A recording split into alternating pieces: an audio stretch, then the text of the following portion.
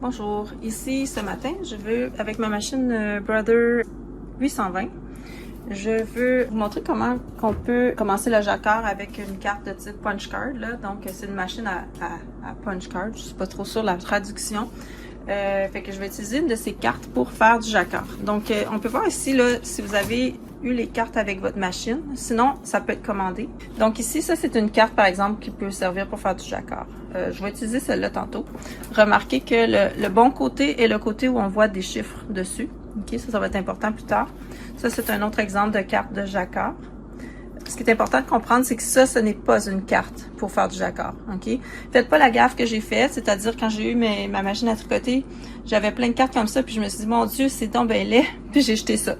Mais après ça, j'ai regretté parce que c'est des cartes qui servent à faire des motifs de dentelle ou de type weaving ou tuck stitch. En particulier, celle-là, c'est vraiment pour la dentelle. On voit aussi une autre différence avec les cartes pour le jacquard, c'est qu'il y a les petites flèches ici à gauche. Ça, c'est seulement pour les cartes qu'on peut utiliser pour faire de la dentelle.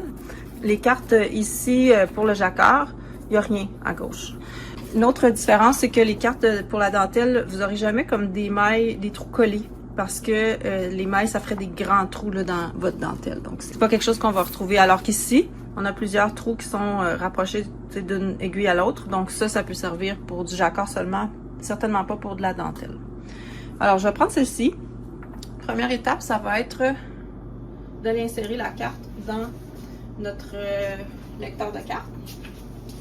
On commence par le coin ici, on identifie qu'on est à l'endroit, puis on va insérer ça dans la fente ici. Et c'est important que la carte soit pas croche parce que quand ça va rouler, ben ça va l'endommager. Ok, donc on essaie d'être bien perpendiculaire au banc de la machine. Puis là, on va commencer à l'entrer dans le dispositif pour la faire rouler. On peut, pour ça, appuyer sur le bouton, puis tourner comme ça, dans le sens anti-horaire. On peut aussi appuyer sur le bouton de gauche, puis juste tourner. Donc là, j'y vais comme ça. Cette carte-là, pour qu'elle puisse, à mesure que, quand on l'a terminée, comme qu'elle puisse continuer à l'infini, on va la boucler là, avec des petites attaches. Vous voyez, ces attaches de ce style-là. Que je vais utiliser. Quand on voit ça, ici, on a l'impression que ça doit être pour détacher, mais non, ça en prend deux. Vous allez voir ici, on a deux petits trous. On va servir de ça pour bien fixer notre carte, qu'elle tourne en rond. Donc, je continue un petit peu. Là, vous voyez ici les chiffres. Il faut que l'autre côté, quand je vais l'attacher, les chiffres soient bien alignés continuellement. C'est-à-dire, ça va de 55 à 56, parfait. Puis je vais mettre le côté qui a les chiffres devant et non pas l'inverse. Malgré que cet aspect-là, je suis pas sûre que c'est si important. Mais ça aide à bien voir ce qu'on fait, de voir à quel rang qu'on est rendu. Donc pour rattacher ça, on prend le petit bout qui a des pointes, on les passe dans les trous. Comme ça. Puis on referme les petits bouchons. On les enfonce bien pour que ça ne s'ouvre pas plus tard.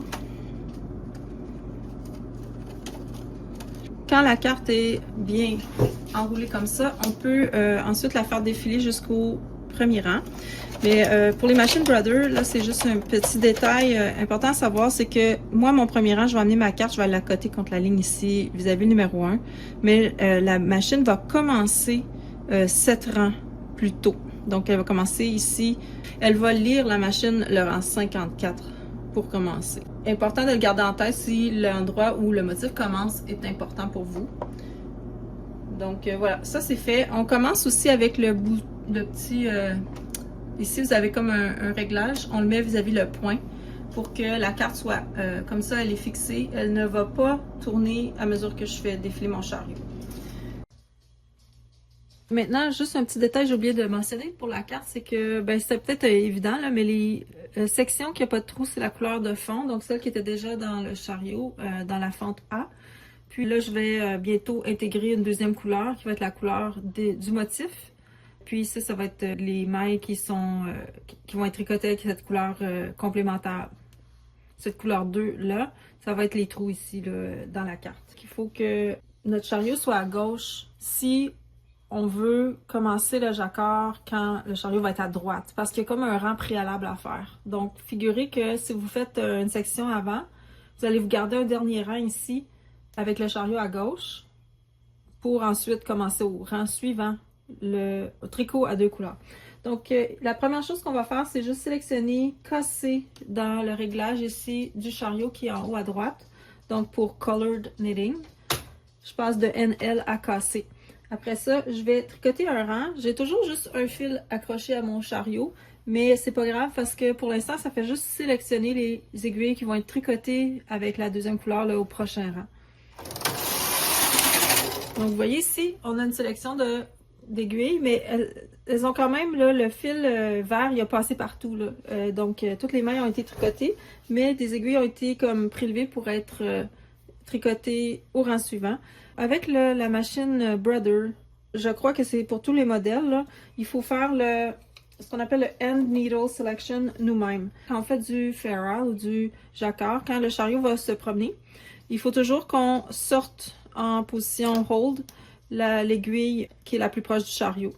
La raison de faire ça, c'est que si on a un motif, par exemple, où est-ce qu'il y aurait eu un long float, on veut pas que le fil de la couleur, disons, parte en diagonale d'un rang à l'autre, là, puis fasse une grande maille lousse, là. Donc, c'est une façon d'aller attraper le fil de chaque côté sur les mailles lisières. Là, je suis rendue à commencer le jacquard. Fait que je vais aller insérer mon deuxième fil dans mon chariot. Donc, je vais juste prendre mon fil puis le glisser pour qu'il se retrouve dans la petite ouverture B. On n'a pas besoin d'ouvrir la trappe pour faire ça. En fait, il ne faut pas le faire. La trappe, elle libère le fil A. Donc, on ne veut pas faire ça. Là, ici, j'ai mon fil B qui est bien placé. Dans mon cas, il est déjà comme rattaché à l'ouvrage, mais sinon, on l'ancre comme il faut. Autre chose qu'on veut faire avant de commencer à tricoter, c'est d'aller sélectionner ici, à côté de notre carte, de mettre en mode knit.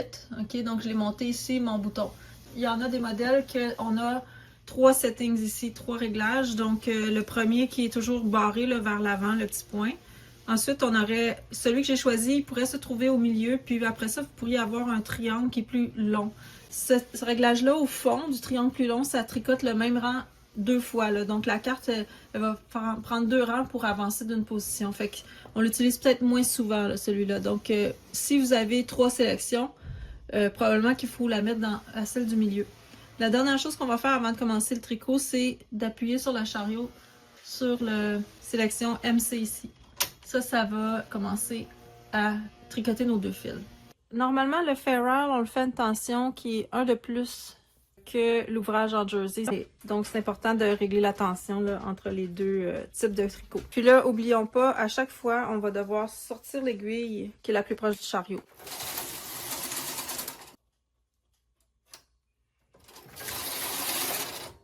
Quand je sors mon aiguille, j'ai tendance à aller appuyer sur le tissu qui est dessous pour être sûr de ne pas comme, faire avancer l'ouvrage. Vous voyez ici, j'ai vraiment un long float qu'on appelle de l'aiguille qui est là jusqu'à la fin. Si j'allais pas sortir mon aiguille du fond, j'attraperais pas mon fil. Ça ferait pas une belle finition là, sur l'ouvrage en arrière en tout cas. Puis même ça peut jouer sur la tension du côté devant.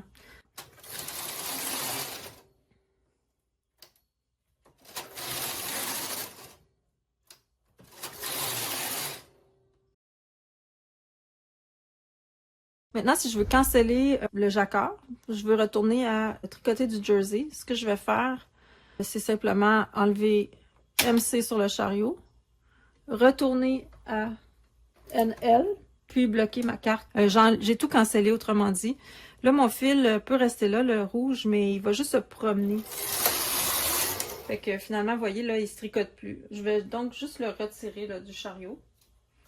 Puis, s'il va servir plus tard, on peut aller juste comme le fixer au bout.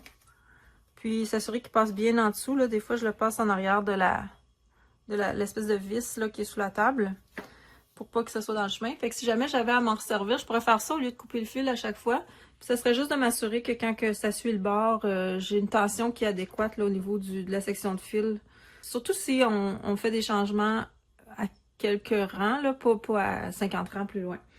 Donc là, si je vais... ok, je suis revenue à jersey, je vais remettre ma tension à 1 plus bas. Je vais enlever mes poids.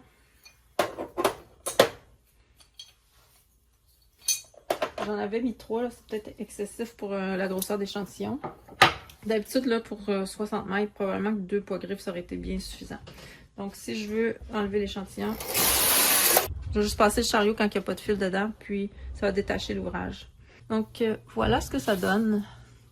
Fait qu'on voit, j'avais fait un premier essai avec le fond en rouge, puis le motif en vert. Ensuite, jersey, ensuite le fond en vert et le motif en rouge. Vous voyez ici les petits bouts, hein? C'est important de bien déterminer à quel rang qu'on veut commencer le motif au départ. Moi, je vous dirais peut-être de faire un petit test avant, là, de faire ça sur un bout cardigan ou quelque chose comme ça. Ici, on voit l'échantillon sur une surface, là, donc pas devant une lumière. Autre chose, je vous montre l'arrière, les flots. Ici. Ça permet d'avoir quand même un tricot assez élastique. C'est moins élastique que le jersey, mais quand même, il y a une bonne souplesse dedans.